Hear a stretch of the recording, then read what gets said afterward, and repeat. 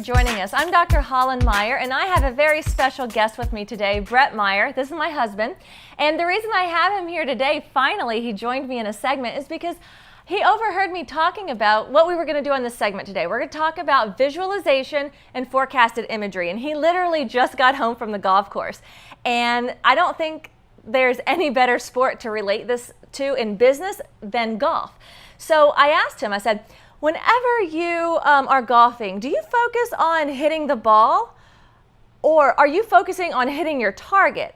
And he has such a way with words and being so simple. He said, looked at me very simply and was like, I focus on hitting the ball into the target. And so what can you share with us today about visualization and how you use visualization on the golf course and how we might be able to relate that to business?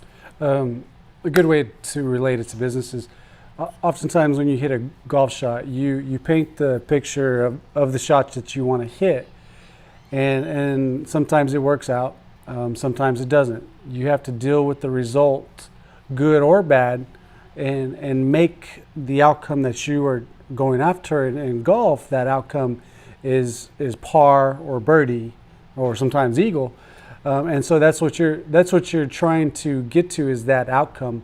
So when the picture that I painted either worked or didn't work, I still have to deal with that result and that outcome and make it the best I can make it. So in business, that's how it really does relate, because you may have a good goal, and sometimes it doesn't work, and you still have to roll with it and try to get back to your original goal to get to the best result.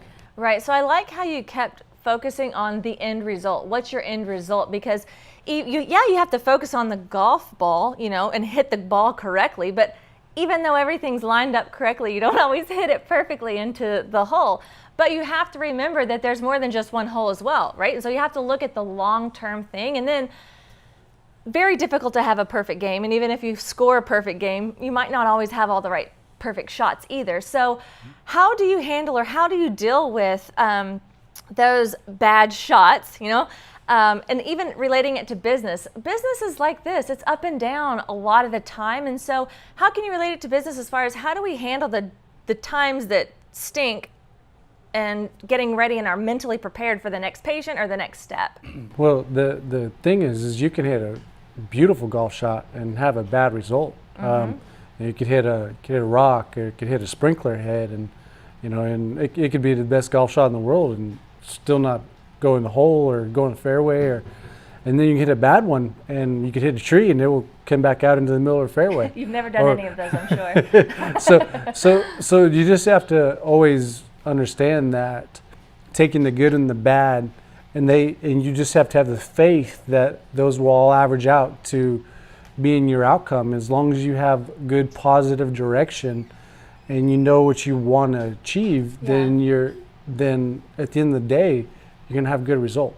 And you just have to understand, taking the good and bad, they come together. Yeah, and I think it's important that not one shot does not determine the game. Although you can let it, right? You can let one shot ruin your game. And just like in business, even if you have a bad month, don't let that ruin your entire year in your game, or don't let that roll over into the next month and the next month, because that can very easily happen, not just in golf, but in business as well. And then even with, let's just move this to business a little bit more. And say, if you're acquiring a business or selling a product, don't just focus on that one transaction. Focus on also, what can that transaction do for you? Don't forget the big picture, right? The end result. And exactly what she's just talking about right there. One of the best things is having a short-term memory, because when you do have your bad moments, a bad patient, bad golf shot, those things creep back in when you're in a pressure situation. And those things create those bad thoughts and memories, and sometimes lead to a bad shot. And so if you can forget that, then you can move on. Awesome. Well, thank you so much. And I just want to leave you with Proverbs 29:18 says, "Those without a vision, the people will perish."